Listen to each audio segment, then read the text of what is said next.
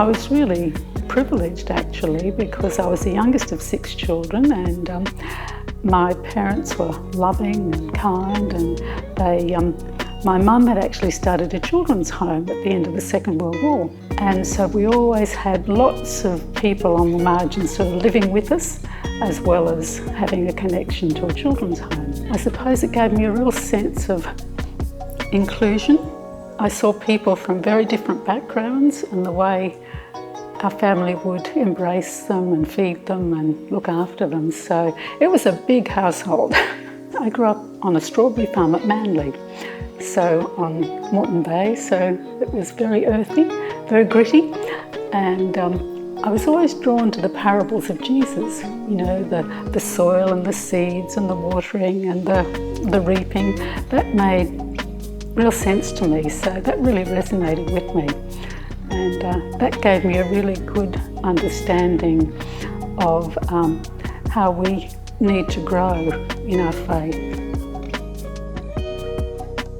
After our kids grew up, Lindsay and I just embarked on lots of walking holidays, and I think we always had hope to go on the Spanish Camino, and we did.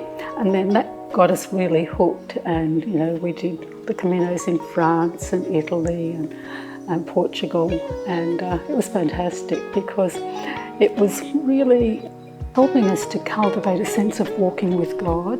It was a walk, but it was also a spiritual journey, and it allowed us to take the time, you know, to breathe in and breathe out, and walk the paths that people had walked for a long, long time. Well, look, this whole Nusa Camino project was Lindsay's brainchild. I think it was inspired, and it was a set of reflections from the Bible and prayers that people could pray and walk through the Nusa National Park. And then Lindsay had a whole selection of artwork that he painted to mark those key points along the way. When our third child, David, was just 5 months old, there was a major crisis. He was rushed to hospital with a very serious illness. The specialists were all gathered around the bed in intensive care.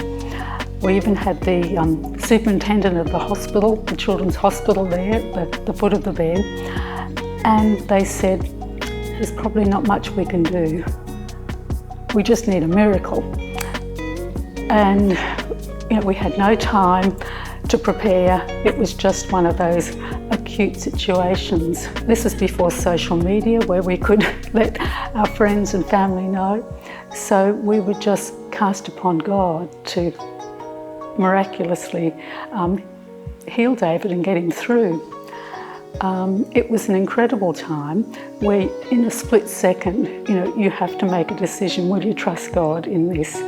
And in a sense, we were in a corner, so we didn't have options, but we're very thankful that he recovered in time. He still spent quite a bit of time in intensive care and then in and out of hospital, but he recovered fully and went on to be a healthy toddler and teenager.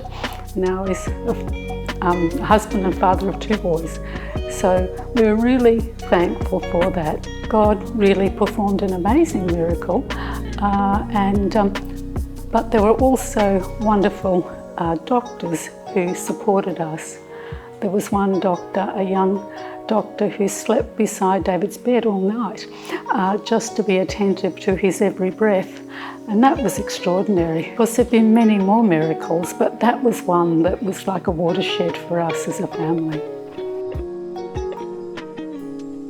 Well, it happened very quickly. Lindsay was giving a lecture at the Queensland Art Gallery, felt a little unwell, then he was admitted to hospital with a glioblastoma in the thalamus, which is deep in the brain, so it was a very terrible diagnosis. And I remember we were there together and I said, right, here's an idea. Perhaps this is a motto, trusting God, embracing life. I really like ing words, doing words, and trusting is active and continuous, and embracing is also. And So it seemed to work. Look, I guess when your faith is really tested, it's one day at a time, or really moment by moment. Sometimes you can't see the whole day in advance, and so it's just moment by moment. It's just God's grace at work in your life. I think it's also embracing the emotions of loss, and that is life. And you know, the ups and the downs and the ebb and flow of emotions. And so I think that's more than ever, that's a time where you do need to trust God. But it's a wonderful comfort to know that you can, that God is trustworthy, and that you can navigate the very difficult times.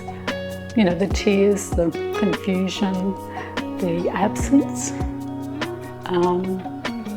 continuing to embrace life in all its sort of complexity and challenge.